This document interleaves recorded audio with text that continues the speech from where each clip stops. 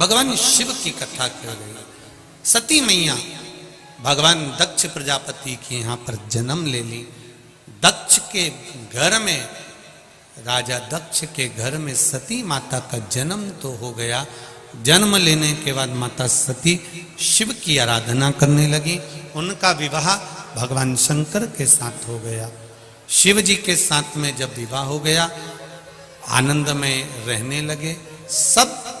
अब जरा ध्यान देना कि जमाई बुरा कैसे हो गया वो समझ ले थोड़ा सा। आप बहुत अच्छे हैं, आप बहुत श्रेष्ठ हैं, आप बहुत अच्छे हैं, पर कोई कोई व्यक्ति ऐसा होगा जिसकी निगाह में आप हमेशा बुरे ही रहेंगे। आप उसके लिए जान भी निकाल के रख दोगे तो भी उसकी दृष्टि में आप कभी अच्छे नहीं हो सकते। आप अपनी पूरी जिंदगी उसके चरणों में निकाल दोगे तो भी आप अच्छे नहीं हो सकते। एक बार जिसकी दृष्टि में आप बुरे हो गए तो भले तुम पूरा मुंह का निवाला भी दे दोगे तो भी अच्छे नहीं हो सकते। तो भी वो आपका खोट देखेगा ही, बुराई देखेगा ही, ये निश्चित है।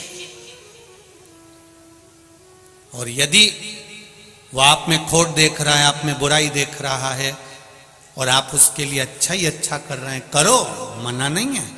पर तुम सोचो कि वो तुम्हारी बुराई करना बंद कर दे, वो तुम में बुरा देखना बंद कर दे, वो तुम में गलतियां देखना बंद कर दे, तो ये नहीं हो सकता। क्योंकि परमात्मा ने उसको तुम्हारे लिए पैदा ही इसलिए करा है कि तुम्हारी वो गलतियां छांटता है।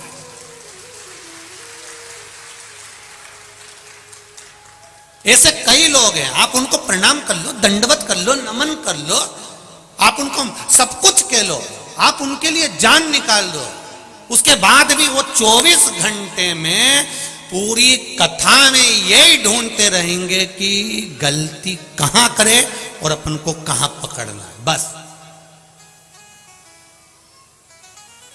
कहां पकड़ना।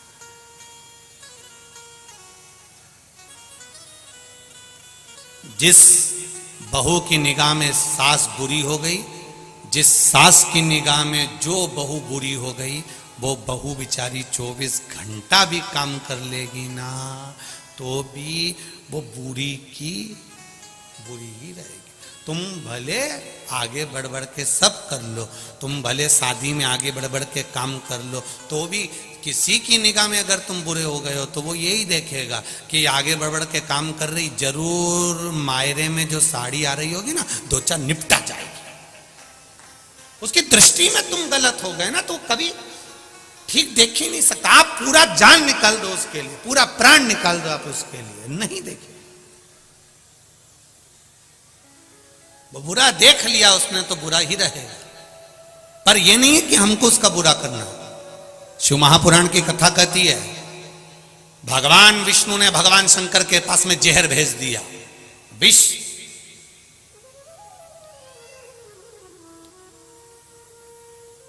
पार्वती जी को बुरा लग गया, वो अमृत पी रहा है और आपके पास जहर भेजा है। देवता 33 कोटि देवी देवता अमृत पिएंगे और आपको जहर। भगवान बोले तो क्या हो गया, जहर भेजा है, पी लेते हैं। आपको मालूम है विष है, विष, मर जाओगे।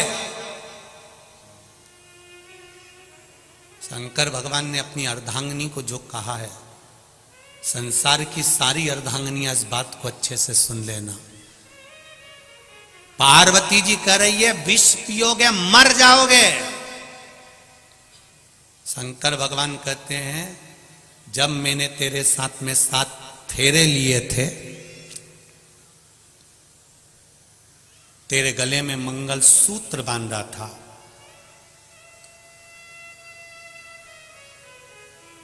वो मंगल सूत्र नहीं था पार्वती। मेरी जिंदगी की सारी तकलीफ, सारा दुख, सारा कष्ट मैंने तुझे दिया था। इसलिए भारत की भूमि पर पुरुष जितने व्रत नहीं करते उससे ज्यादा माताएं करती हैं, क्योंकि पति का दुख भी उसके खाते में होता है। करवा चौथ का व्रत पति नहीं करता, हाँ कहीं कहीं का कर लेता हो तो बात दूसरी है, वो भी हम मना नहीं करेंगे हो। पर पति अगर व्रत करता होगा तो हमको तो ये भी सोचने में आता है कि पत्नी चलनी में मुंह देखती होगी या काय में देखता होगा। वो भी एक थोड़ा सोचने वाली बात जरूर है। पर हम शिव जी कह रहे हैं पार्वती से, पार्वती फेरे के समय पर जब छठा फेरा होता है और छठे फेरे के बाद में जब सातवां फेरा होता है, उस छठे फेरे को उलट पटे का फेरा कहते हैं। यहां जितने बैठे होंगे उनको ध्यान में होगा, छठे फेरे को उलट पटा का फेरा कहते हैं। अभी तक लड़की लड़के के दाईं ओर बैठी थी, अब इस फेरे के बाद में जब वो श्रृंगार कर कर आएगी और सातवां जब फेरा होगा तो पाटा बदल जाएगा, लड़की लड़के के बाईं ओर जाकर विराजमान हो जाएगी। इसको उलट पटा फेरा कहते हैं। इस फेरे की महत्वता किसी पंडित से, किसी ब्राह्मण जन से पूछोगे तो वो बता देगा आपको कि ये फेरे की महत्वता क्यों होती है। अर्थात इस फेरे में, इस फेरे के अंतर्गत लड़के के जिंदगी का सारा दुख, तकलीफ, कष्ट सब कुछ धर्मपत्नी अपने माथे ले लेती है। इसलिए जब दुख की घड़ी आती है तो धर्मपत्नी अपने पति को एक ज्ञानी बनकर ज्ञान भी दे देती है। तुम चिंता मत करो, हो गया ना कर्जा, धीरे धीरे चुकेगा, टेंशन लेने की जरूरत नहीं है, आप तो अपना कर्म करो, देखा जाएगा। मेरी रकम पड़ी है ना, वो दिया। धर्मपत्नी विल पावर मजबूत करती है, धर्मपत्नी बल देती है। क्यों टेंशन लेते हो, मैं बैठी हूं ना, मैं चलती हूं ना तुम्हारे साथ में, मैं आगे बढ़कर काम कर दूंगी, तुम चिंता मत करो। तुम लगाओ दुकान, मैं बर्तन धो दूंगी, तुम लगाओ ये काम, मैं तुम्हारे साथ कदम से कदम मिलाकर काम करूंगी। वो होती है धर्मपत्नी। शिव जी ने अपनी पत्नी से कहा, विष मेरे लिए आया है, मैं पीऊंगा, मर जाऊंगा, तो क्या तुम मुझे देखती रहेगी? धर्मपत्नी कहती है तो मेरा क्या काम है? पति कहता है अनसुईया पति को लेकर आ गई, सावित्री यम की केस से लेकर आ गई, तो तू तेरे पति को मरता हुआ देख लेगी? पार्वती जी कहती अब भी अच्छे से पियो, तुम जरा पियो पियो, मैं निपट लूंगी सब। शंकर भगवान ने विष का प्याला लिया, शिव जी ने विष पीना चालू करा, पार्वती मैया श्वास में से प्रवेश कर गई, कंठ पर जाकर बैठ गई, पूरा विष निकल गई, पूरा विष निकल गई।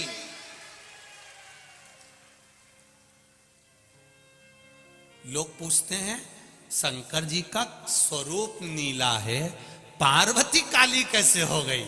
शिव जी कहते हैं विष तो उसी ने पिया था, विष तो उसी ने पिया था, कंठ में बैठी है, कंठ में।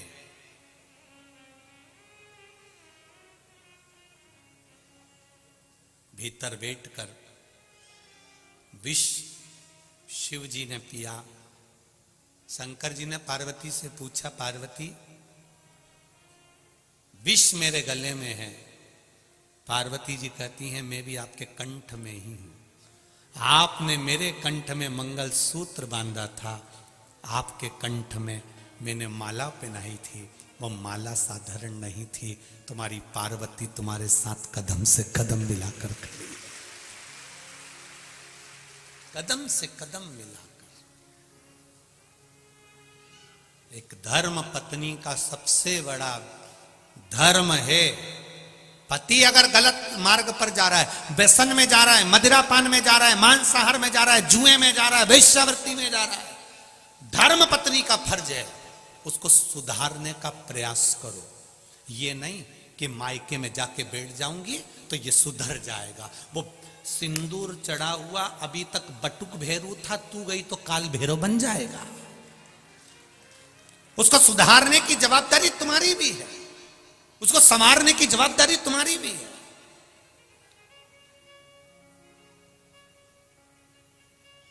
कई कई माताएं भी कह देती हैं अपने अपने बेटे के लिए, सुधर जाएगा री, तू ज्यादा ज्ञान मत दे। कल की आई और मेरे छोरे को ज्ञान दे रही है। मेरी माताओं से निवेदन है, तुम इतने साल में नहीं सुधार पाई तो अब का सुधार लोगी? अब उसके भरोसे पे छोड़ दो, वो थोड़ा सा क्रोध दिखाएगी, वो थोड़ा सा बोलेगी, तब जाकर तो उसका पांव रुकेगा। अगर आज तुम उसका साथ दोगी, होता है बाप अपने बेटे को संवारने की चेष्टा करता है, पर माँ जैसे ही बेटा गलत काम करके आता है तो माँ रजाई उड़ा के सुला देती, सो जा तेरा बाप देख लेगा, चुपचाप सो जा। माँ ने अपने बेटे पर रजाई नहीं डाली है, अपने ऊपर माँ ने खुद राख डाल ली है कि जिंदगी बर्बाद कर दी छोरे की। जिस दिन गलत काम कर कर, एक हमने बचपन में पढ़ी थी एक कथा, शायद तुमने भी पढ़ी होगी, कानपुर की जीजियों और जीजाओं, तुमने भी पढ़ा होगा, हमने भी अपने बचपन में पढ़ा था। एक बच्चा पेंसिल चुरा लाया, पेंसिल चुरा के मम्मी को बोला, माँ मैं पेंसिल लाया हूँ। माँ ने कुछ नहीं कहा। बच्चा पेन लाया, माँ ने कुछ नहीं कहा। बच्चा बॉक्स लाया, माँ ने कुछ नहीं कहा। बच्चा बैग चुरा लाया, माँ ने कुछ नहीं कहा। वो बच्चा नामी चोर हो गया। चोर हो गया, पकड़ाया, ले जाकर खड़ा करा, जेल में डाल दिया। जेल में डाल दिया, तब उस बच्चे से पूछा गया, तेरी अंतिम इच्छा क्या है, क्योंकि तुझे सूली पर चढ़ाया जा रहा है। वो बच्चा कहता है, मेरी माँ को बुला दो, मैं उनके कानों में कुछ कहना चाहता हूँ। मेरी माँ को बुला दो, मेरी माँ के कानों में कुछ कहना चाहता हूँ। माँ को बुलाया, बच्चे ने अपने दांतों से माँ का कान पकड़ लिया, खून बहने लगा। पुलिस वालों ने छुड़ाया, छोड़ ये तेरी माँ है। वो कहता है, आज सूली पर चढ़ाने वाली भी ये मेरी माँ है। अगर पहली बार पेंसिल चुराई थी, थप्पड़ मारती, तो आज मैं चोर नहीं बनता। हम अपने बच्चों को अगर संवारेंगे तो बच्चा संवरेगा। हम अपने बच्चों को नेक मार्ग दिखाएंगे तो नेक मार्ग पर चलेगा। हम अपने बच्चे को सुधारने का प्रयास करेंगे, बच्चा सुधरेगा।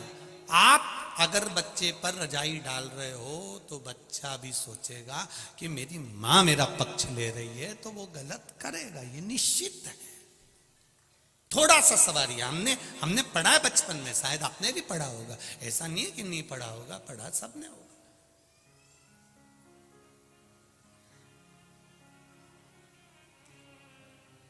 कुछ कुछ चीजें तो अभी तक नहीं भूल पाए हम भी, तुम भी नहीं भूले होगे। मटके की कथा, टम्मक टू रे टम्मक टू, वो भी चलता है। कोई भूले क्या? भले शिव कथा कह रही है, सती मैया ने शिवजी से विवाह करा। दक्ष प्रजापति की दृष्टि में शिव बुरे कैसे हो गए? केवल एक कारण शंकर भगवान का समझ में आ गया, मैं आया और शिव जी ने मुझे प्रणाम नहीं करा। इतनी सी बात, इतनी सी। अब किसी ने कहा कि शिव जी इतनी सी बात के लिए दक्ष प्रजापति की निगाह में शंकर बुरे हो गए थे? नहीं, शिव बुरे इसलिए हुए क्योंकि दक्ष प्रजापति ने चंद्रदेव को श्राप दिया था, रे चंद्रमा, मेरी बेटी का विवाह तुम्हारे साथ में हुआ है, तुम केवल एक रोहिणी पर ध्यान देते हो, बाकी की बेटियों पर ध्यान नहीं देते। मैं तुम्हें श्राप देता हूं चंद्रमा कि तुम्हें काया का रोग हो जाएगा। चंद्रमा के शरीर में काया का रोग हो गया, काया गल गल के नीचे गिरने लगी, टपक रही है चंद्र की काया। चंद्रदेव की आंख में आंसू आ गए। नारद जी से पूछा, नारद जी मेरी काया का रोग कैसे मिटेगा? नारद जी ने कहा, तुम शंकर भगवान की स्तुति करो, पूजन करो, शिवलिंग का निर्माण करो। शंकर भगवान की पूजन करने से, शिवलिंग के निर्माण से तुम्हें जरूर कुछ ना कुछ प्राप्त होगा, ये निश्चित है। आज एक बेटा आया, उसने पत्र लिखा है,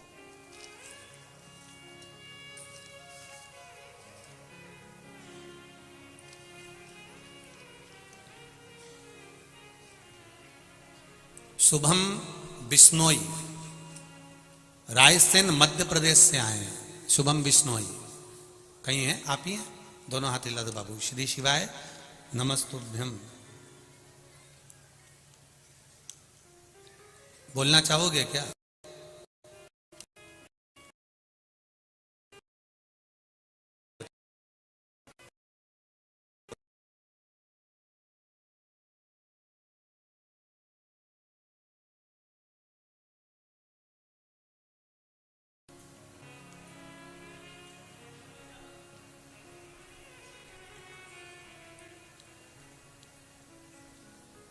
मेरा नाम शुभम विश्नोई है। रायसेन मध्य प्रदेश से मैं आया हूँ। भोलेनाथ की कृपा का क्या बखान करूं गुरुदेव। पहले मैं मंदिर नहीं जाता था, मेरा विश्वास नहीं था भगवान पर। हम बच्चों के मन में आपने विश्वास पैदा करा है। नवयुवक लड़के लड़कियां आज अगर मंदिर जा रहे हैं, शिव जी की और आपके भाव से जा रहे हैं। पहले तो आंख में से आंसू पोंछ लो, उसके बाद बोलो, ठीक है? आंसू पोंछ के फिर बोलिए। शुभम जी, पहले तो आपको बहुत बहुत बधाई कि आप रेलवे में इंजीनियर बन गए हैं, उसकी आपको शुभकामनाएं। कहाँ से आए शुभम जी? उदयपुरा से हूँ, उदयपुरा रायसेन मध्य प्रदेश में। रायसेन मध्य प्रदेश से आए। बाबा ने क्या कृपा करी बाबू? गुरुजी मेरा 2020 में सिलेक्शन हुआ था रेलवे में जी। मेडिकल डीबी सब हो गया था, पर काफी टाइम से लेटर माइक पास में लो, माइक। ज्वाइनिंग का लेटर नहीं आया था मेरा जी। तो बस काफी टेंशन में था, काफी टाइम तक सोचता रहता था बहुत कुछ। फिर कथा वगैरह सुनी आपकी मैंने, और रायसेन में भी कथा सुनी मैंने आपकी जी। तो वहां से आपने जो बोला ना, एक लोटा जल हर मुसीबत का हल, समस्या का हल। बस बस बस उसी दिन के उसी सेकंड डे से मैंने स्टार्ट कर दिया सुबह जल चढ़ाना, और 6 महीने के अंदर अंदर मेरा लेटर आ गया गुरुजी। जय हो, बधाई आपको बाबू, बहुत बहुत बधाई। आपके नैनों में जो खुशी की आंसू हैं उसके लिए बाबा देवाधिदेव महादेव की कृपा। आप रेलवे में इंजीनियर बने, उसकी आपको बधाई। श्री शिवाय, श्री शिवाय नमस्ते। श्री शिवाय नमस्ते। बाबू बैठिए। हर हर शिव कृपा इसी को कर। भगवान शंकर औघड़ी दयालु दातार, मेरा कैलाशी, मेरा अविनाशी, मेरा शिव देने में कमी नहीं रखता, उसकी कृपा होना चाहिए। दीदी दूंगा मैं, आप बैठो, दूंगा, बैठिए आप, मौका दूंगा मैं जरूर आप लोगों को। शिव कृपा का उदारता, शंकर की करुणा। महाराज चंद्रदेव को काया का रोग हो गया। देवऋषि नारद ने कह दिया शिवलिंग का निर्माण करो, शंकर भगवान की पूजन करो। शिवलिंग के निर्माण करने से, पूजन से क्या मिलेगा? ये तो कई लोग अपशब्द कहते हैं कि गुरुजी तो शिवरात्रि पर शंकर जी का अभिषेक कराते हैं और शाम को कराते हैं, रात्रि को कराते हैं। अरे भैया, शिवरात्रि का मतलब है शिवरात्रि, रात भर शिव जी की आराधना कर सकते हो। और केवल महाशिवरात्रि से मतलब नहीं है, 12 महीने शिवरात्रि आती है, 12 महीने रात भर शंकर की आराधना कर सकते हो। मेरे शिव जी की पूजन के लिए कोई समय मेरे शंकर के लिए नहीं बताया गया कि तुम सुबह पूजन करना, कि दोपहर में करना, कि शाम को करना। शंकर जगत के पिता हैं, और पिता के कमरे में जाने के लिए बेटे को संकोच नहीं करना चाहिए। जब मर्जी पड़े तब चलो।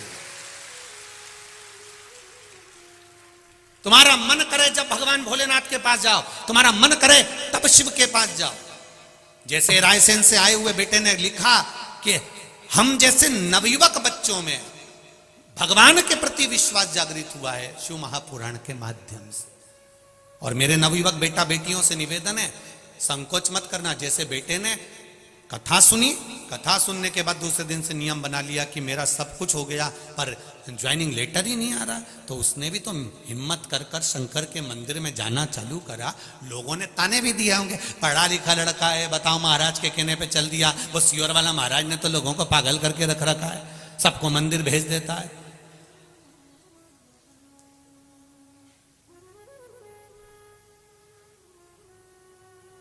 तो उसमें दिक्कत क्या है मंदिर जाने में?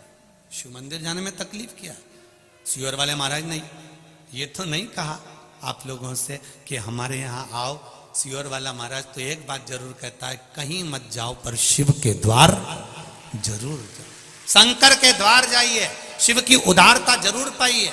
आज आप लाखों की संख्या में आए हुए हो, तीसरा दिन है कथा का, बाउंड्री के बाहर लोग खड़े हुए हैं, जहां देखो वहां, जहां मौका मिल रहा है वहां पर बैठकर कथा सुन रहे हो। ये आपकी दृढ़ विश्वास, दृढ़ता, भरोसा ही तो है जो आपको यहां तक लेकर आया है। जब आप इतने विश्वास से यहां पर आए हो तो उस विश्वास का फल मेरा भी तो विश्वनाथ देगा ही देगा, खाली तो नहीं छोड़ेगा। अगर विश्वास लेकर आए हो तो विश्वास का फल तो मिलेगा, प्राप्त तो होगा आपको, ऐसा तो नहीं कि नहीं देगा वो। कृपा की न होती जो आदत तुम्हारी तो सूनी रहती अदालत तुम्हारी। जो गरीबों के दिल में जगह तुम न पाते तो किस दिल में होती इबादत तुम्हारी। आज अगर शिव की कृपा हुई है तो आपका विश्वास भी तो जागा है, भरोसा भी तो जागा है।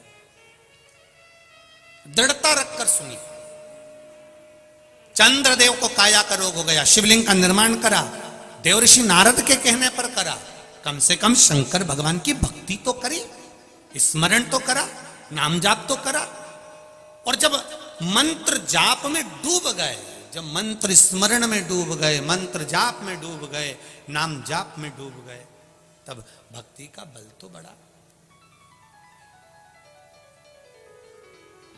भक्ति का बल तो बढ़ा है ना महाराज।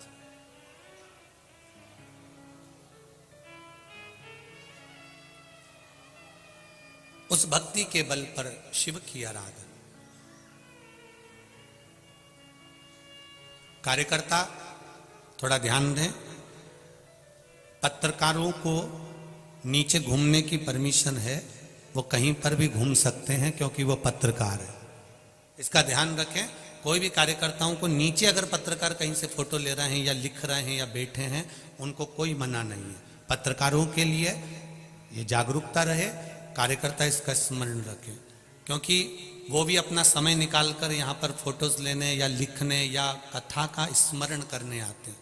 तो पत्रकारों से मेरा निवेदन है, आप लोगों के लिए कोई मना नहीं, कार्यकर्ता भी इस चीज़ का स्मरण करें। अगर वो लोग घूम रहे हैं या लिख रहे हैं या पढ़ रहे हैं तो उनका मान सम्मान पूर्ण तरह से, किसी को कोई। और एक बार का निवेदन आप सबसे है, चाहे कोई वीआईपी हो, वीवीआईपी हो या साधारण सा व्यक्ति हो, एक बार अगर कोई बैठ गया है तो उसको ये ना बोलें कि आप इधर बैठो या उधर बैठो। बैठ गया ना, वो शंकर का है, शंकर का रहेगा। वो शिव का है, उसको नहीं मालूम कि आपका वीआईपीपन क्या है, पर वो शंकर का है। इसलिए आपने देखा होगा राम जी की शादी में सारे देवता है, शंकर जी की शादी में पहली पत्रिका ही भूत चुड़ैल को गई थी। तो यहां तो जो आया है वो शंकर का है। और शिव जी की शादी में सबसे आगे देवी देवताओं आगे थे, पर पीछे तो मेरे महादेव के भक्त थे अड़भंग। उनको कोई मतलब नहीं, उनको तो केवल शिव से मतलब, अड़भंगता है।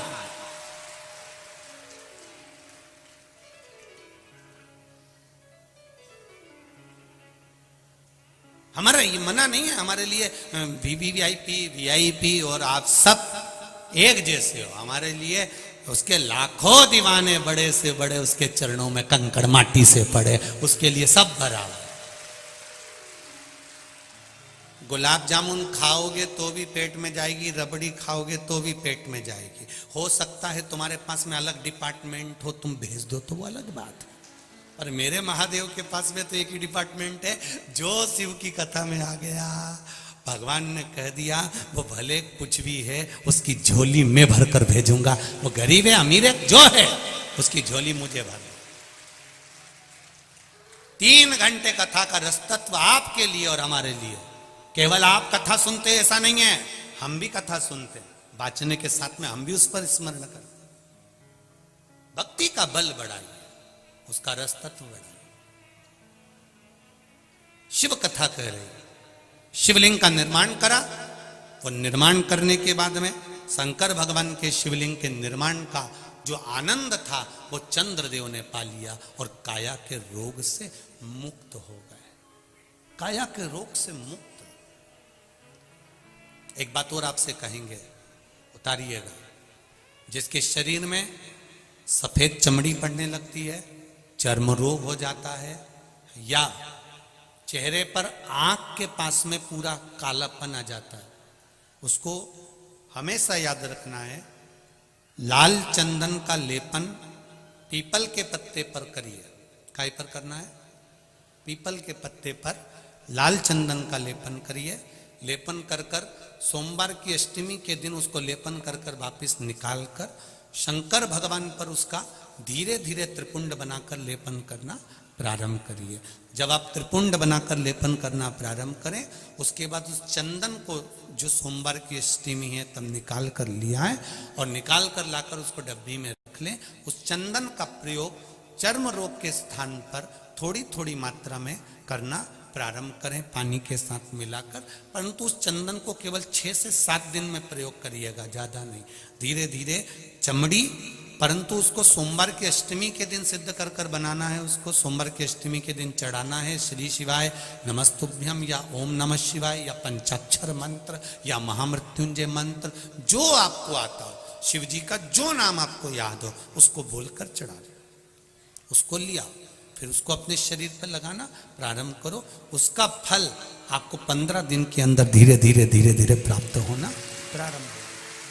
लाल चंदन का प्रयोग शिव जी के लिए अवश्य। दूसरा, जब विषम परिस्थिति आ जाए, ऐसा लग रहा है कि आपने पशुपति व्रत कर लिया, सोमवार की अष्टमी का प्रयोग कर लिया, मैंने शंकर जी की आराधना कर ली, तो भी विषम परिस्थिति चल रही है, अभी तक कोई सुधार आने को तैयार नहीं है, तब शंकर जी के मंदिर में जब